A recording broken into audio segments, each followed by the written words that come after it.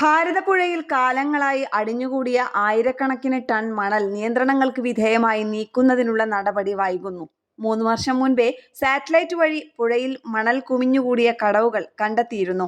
ദുരന്ത നിവാരണ അതോറിറ്റി നിയോഗിച്ച ഏജൻസിയായിരുന്നു ഇതിനായി പഠനം നടത്തിയത്. നിയമാനുസൃതം മാത്രം മണലെടുക്കുന്നത് പരിസ്ഥിതിക്ക് ഭീഷണിയാവില്ല എന്നത് പാറമണലിനെ ആശ്രയിക്കുന്ന നിർമ്മാണ മേഖലയ്ക്ക് പ്രതീക്ഷ നൽകുന്നതാണ്.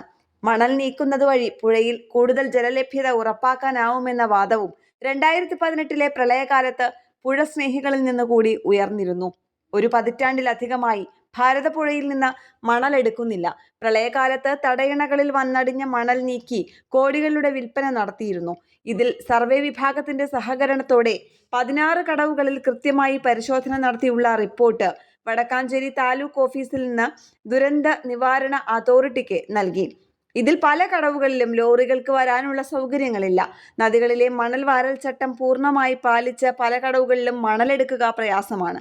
5 ഹെക്ടറിന് മീതെയുള്ള 11 കടവുകളിൽ പരിശോധന റവന്യൂ വിഭാഗം ഇതുവരെ നടത്തിയിട്ടില്ല. സർവേ വകുപ്പിന്റെ സഹകരണം ഉറപ്പാക്കി തിരഞ്ഞെടുപ്പ് പ്രവൃത്തികൾക്കിടയിൽ തുടർ നടപടി ഏപ്രിലിൽ എളുപ്പമാവില്ല. ഈ വേനലിലും പുഴയിലെ മണലെടുപ്പ് നടക്കാനിടയില്ല. റിവർ മാനേജ്മെന്റ് ഫണ്ടിലേക്കാണ് നേരത്തെ മണൽ വിൽപ്പനയിലൂടെ ലഭിച്ച കോടികൾ നിക്ഷേപിച്ചത്. തടയണകളിലെ മണൽ വിൽപ്പനകളിലൂടെ കോടികൾ ജലസേചന വകുപ്പിലും എത്തി. നദീതട സംരക്ഷണ നിയമപ്രകാരം മണലെടുക്കുന്ന കടവുകളിൽ സോഷ്യൽ ഓഡിറ്റ് നിർബന്ധമാണ്.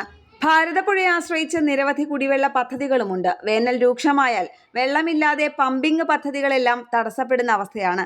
മണൽ വിൽപ്പനയിലൂടെ റിവർ മാനേജ്മെന്റ് ഫണ്ടിലെത്തുന്ന കോടികൾ പുഴ സംരക്ഷണത്തിനായി മാത്രം ചെലവഴിക്കണമെന്നാണ് വ്യവസ്ഥ. പുഴയിലെ കയ്യേറ്റങ്ങൾ ഒഴിവാക്കുന്നതിന് പോലും നടപടിയുണ്ടാവുന്നില്ല. ന്യൂസ് ഡെസ്ക് കേരള പ്രണാമം.